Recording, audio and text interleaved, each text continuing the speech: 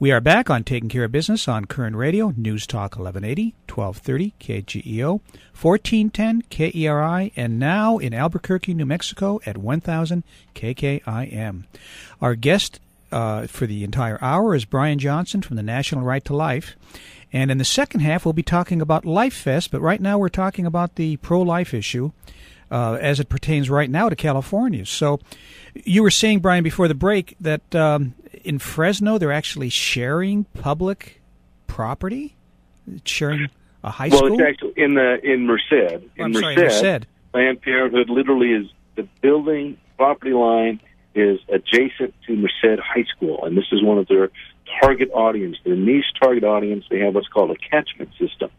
Of course, that's a phrase taken from geography. A catchment system, literally the Sierra Mountains, as you know, are a catchment for the water for California. The clouds come in and they drop over the Sierra, and that catches the water and brings it down into the valley, which is why we have the beautiful, fruitful valley that we have in California. But a catchment system also, when it comes to abortion, refers to catching those vulnerable young mothers when they were not sure what to do. Well, they have to be caught in their catchment system, and Planned Parenthood has that. It's, again, paid for by you as a taxpayer. They know how to market to these women, and they do it in a way that's very clever and effective. And that's why, as I said, we have not just the most abortions in the nation, we have double the rate of abortion in this nation, here in California. And that's scary. Brian, let's do a little comparison, okay? From when you and I first talked 22 years ago, I think it's been now, where's the pro-life movement, where's the abortion issue now compared to where it was then? I mean, have we lost a ton of ground? Or? Well, I think we have to look at from a couple of perspectives, and again, I have a whole, I'm actually in the process of writing a book on this, but the reality is that a lot of people don't fully understand the nature of even pro-life people, I thought. Because the pro-life movement actually is very strong. It's very, very strong. As you know, with crisis pregnancy centers, there are quite a few of them, and quite a few churches sponsor that. And then the understanding of a lot of people about abortion, they know it's going on. And if you look at public opinion polls, if our goal is that people be aware and have pro-life sentiment, be aware of abortion and have the sentiment that they are opposed to abortion on demand. Well, you know what, Marty? We won. More than 50% of Americans have said that they do not agree with abortion on demand and want to see it limited. And that's been consistent now the last few years.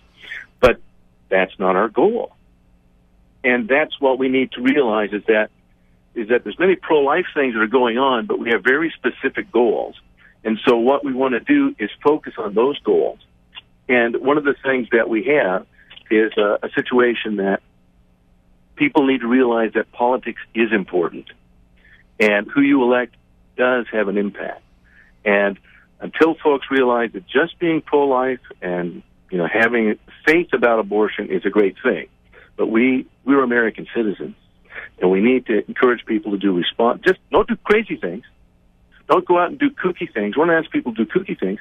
We're asking people to go out and be normal American citizens, which means to go out and vote pro-life, elect people who are pro-life, like Shannon Grove. Yes. But elect people, get involved in the process because our opponents have. They're willing to fight whatever it takes. And I met many people this last election who said, they don't like Mitt Romney. And so they were willing to embrace Barack Obama for another 4 years. Yeah, amazing. Well, I don't want to get into their theology or his theology or my theology because to me it isn't about theology. Will the laws of our nation protect innocent human life is the real issue. And if we are willing to say, that's not that important, my friend, that is our goal. Yeah. The Right to Life movement has a goal, and that is to restore the legal right to life. I agree. And, Brian, it's interesting because I've had a lot of people tell me that we've gone backwards, but I don't think so. I remember, as you know, I've been involved in starting 2 crisis pregnancy centers, one in the San Fernando Valley and one in Tehachapi. And I remember when we started 20-plus years ago, it was hard to get a lot of churches involved because they were afraid of how their members would react to the involvement. where now, it's I think the pro-life movement is a bottom-up movement where the people in the churches have had their leadership become involved. So now you see many more churches involved in the movement than you did 20-plus years ago because the pastors are embracing it because their flock's embracing it. Yes. So you're seeing that more and more. I don't want to. We're having a conversation with Regional Director for the National Right to Life, Brian Johnston. I don't want to overlap the pro-life issue into the talk about Life Fest because I think that's important for us to get into. And we can't leave this issue without talking about somebody who's been in the news, and it's one of those maddening stories. Tell our listeners about Kermit Gosnell and what's going on with him. Yes, Kermit Gosnell is an abortionist from Philadelphia, and he's on trial for literally 7 counts of murder. 6 of them are for basically children who were born alive, and then he instructed his employees to snip their spines in order to kill them. So these were children who were outside of the womb, and now were a complication because they're alive. So these are second and third trimester abortions? Oh, yes. Yes, and he was authorized actually to do that. And again, just to reiterate, for those who don't pay attention to this issue, late-term abortions are legal. Yes. They're legal under Roe v. Wade.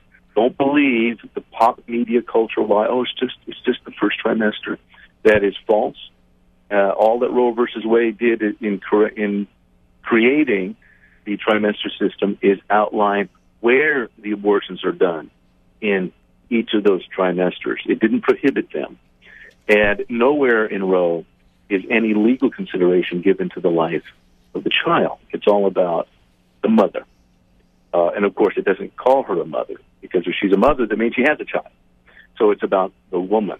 Right. And so that child has no legal rights. So what Gosnell did, that's a complication if there's a child. And it's really heinous. And one of the biggest issues now this last week has been the fact that the media hasn't covered it. And it is so shocking, as one writer, actually, finally Atlantic Magazine, when confronted with this, they did the coverage of it.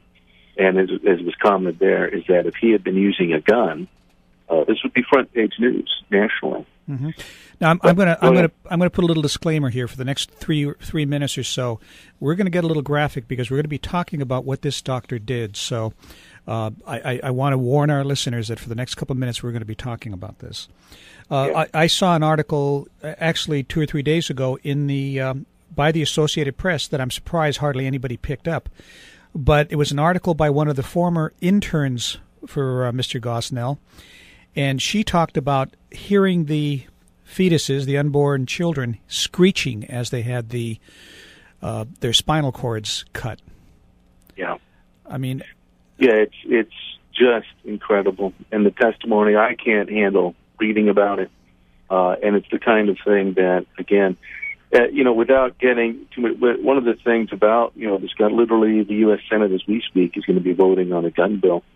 And the only reason is because of what happened in Connecticut. Yes. And the reason that was important is that the Connecticut situation was even more horrendous, if at all possible, than what happened to Columbine. Columbine were children. They were minors, but they were at least high school age. Now, in Connecticut, there are these young 4- or 5-year-old kids. It's just, oh my gosh! But that's the point. These are vulnerable children. A civilization is judged by how it treats its most vulnerable. Yes, the innocent, vulnerable. And so our heart goes out. And when we see that, when these stories, anyone who's studied fetal, these aren't blobs of tissue. This is a human being, biologically, it's a human being. There's no debate about that. And what the Gosnell case does is it just brings it front and center. This is what abortion is, ultimately. Yes. And that's what some of the coverage now we're seeing is that, well, wait a second, is this really an anomaly? Because the fact that now we're holding the child in our hand and killing it, what is the substantive difference between that and simply killing him or her in the womb? It is the same process. Exactly. And the goal of abortion is not merely to be unpregnant. The goal of the abortionist is to kill a human being because that baby was born alive. Yeah. Now we have a baby. Why do we have to kill that baby? Yeah. Because that was the goal, to kill the baby. Yep. There was an article in the Washington Post. They've been looking at this issue, and it's called A Conspiracy of Silence, talking about the fact that the media isn't picking up on this for obvious reasons, and that in itself is criminal, I think, because this is murder any way you slice it. Yeah, and sadly, last week I saw where some reporters were confronted with this. It was actually their beat, and they said, "Yeah, okay, well, we'll start talking about it on Monday. We'll cover this. We will."